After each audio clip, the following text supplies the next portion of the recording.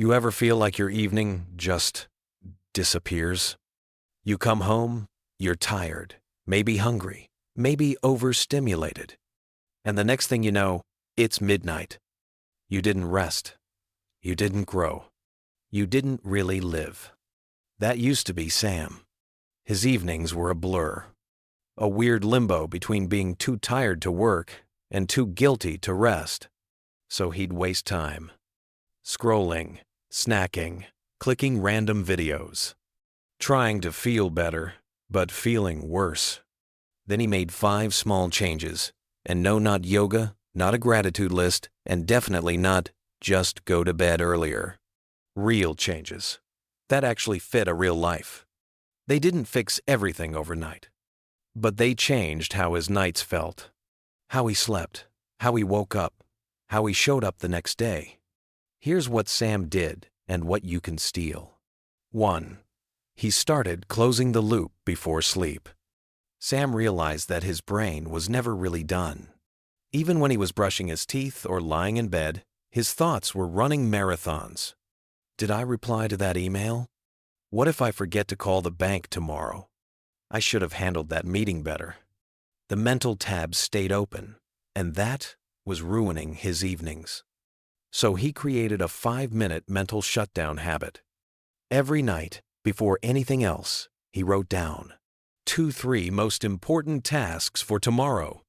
One thing he's still overthinking, just to get it out of his head. He didn't try to solve the problem. He just dumped the data like closing browser tabs. Psychologists call it cognitive offloading. Sam calls it peace. That one step calmed the storm inside. His thoughts became quieter, and the evening actually began. 2. He did a reverse dopamine detox. This one's weird, but it works. Instead of cutting out dopamine triggers like social media or sugar, Sam intentionally added low dopamine activities to his evening. Why? Because his brain was addicted to spikes and numb to calm. So, he flipped the script. He started doing one boring on-purpose activity every evening. Something tactile, slow, real. Like untangling his headphones, reorganizing a drawer, folding clothes while listening to a podcast.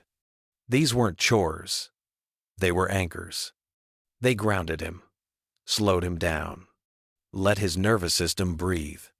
After 10-15 minutes, he'd feel human again. Not numb, not restless, just present. Turns out, boredom isn't the enemy of rest. It's the doorway to it. 3. He started moving after dinner, but not like you think. Sam used to crash after eating.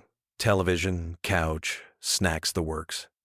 Now, he moves his body, but not in the workout sense. No reps, no sweat, no goals. He just moves for motion's sake. Maybe dancing to one song in the kitchen, stretching his back against the wall, slowly pacing while replaying a conversation in his head. He doesn't track it, doesn't call it exercise. It's just movement. Gentle, awkward, human. Why? Because stillness after stress doesn't restore you. Movement does. Even 5 minutes of light motion helps the body shift. From fight or flight to rest and digest. It's biology. And for Sam, it changed everything. His digestion improved, his sleep improved, his mood lifted. 4. He made evenings a curiosity ritual. Here's what most people don't realize. Your brain is starving for novelty by the end of the day. So Sam replaced consuming content with sparking curiosity. Each evening, he let himself go down a tiny rabbit hole. One random question, one unexplored idea. Things like, why do we dream? How did ancient people keep track of time? What's the smallest known organism with a brain? He didn't watch a 3-hour documentary. He just read one weird article. Or listened to one podcast episode. That 15 minutes of curiosity gave his brain something better than stimulation satisfaction. And bonus, it made him feel like the kind of person who's still growing. still alive, still interested in the world. That's a powerful feeling to fall asleep with. 5. He practiced micro-rest before bed. Most people try to rest by switching off television, snacks, social media, but none of that actually recharges you. Sam learned that real rest isn't passive, it's intentional. So before bed, he started doing something counterintuitive. He picked one single sense and focused on it. Not in a meditative way, in a curious way. Sometimes he'd lie down and just listen to a slow playlist, or the sound of the rain, or his own breathing.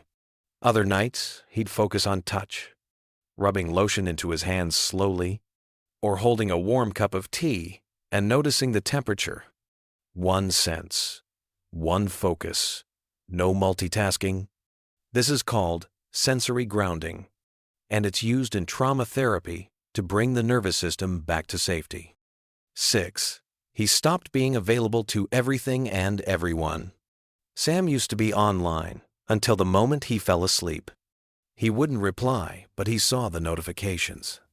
He wouldn't argue, but he scrolled through other people's opinions. He wouldn't get involved, but he absorbed everyone else's problems. And it was burning him out. Quietly, drop by drop. Then he noticed something. His evenings weren't restorative. Because even in silence, he was still available to the world. So he started doing one simple thing. He made himself unavailable. Intentionally, every evening. It wasn't airplane mode. It wasn't a digital detox. It was a boundary, soft but firm. Every night, he chose to close the gate. To other people's emotions, to the news cycle, to secondhand stress, to lives that weren't his own. 7. He started a pointless project just for joy. At some point, Sam asked himself, when was the last time I did something that didn't lead somewhere? Not productive, not profitable, not impressive, just fun. So he started a tiny personal ritual. Each evening, he spends a few minutes on a project with zero purpose. He writes short fictional letters to aliens. He folds paper animals while listening to music. He tries to draw maps of imaginary cities, complete with parks, rivers, and street names that don't exist. No one will see it. No one will care. But he does. Because joy for joy's sake is medicine. Because creativity with no deadline is therapy. But you don't need trauma for it to work. Because this is what evenings were always meant to be. A quiet return to the self, without judgment or outcome. Sam started sleeping deeper. Not because he knocked himself out, but because he prepared his body to let go. That's the difference. They're not dramatic, but they work because they meet you where you are. Tired, wired, done with the day, but still needing to feel like yourself before the next one starts. These 5 changes gave Sam his evenings back. And when you get your evenings back, you get your life back. What about you? Don't try to do all 5. Pick one. Start weird. Start small. Start tonight. It starts when you stop surviving the night and start owning it.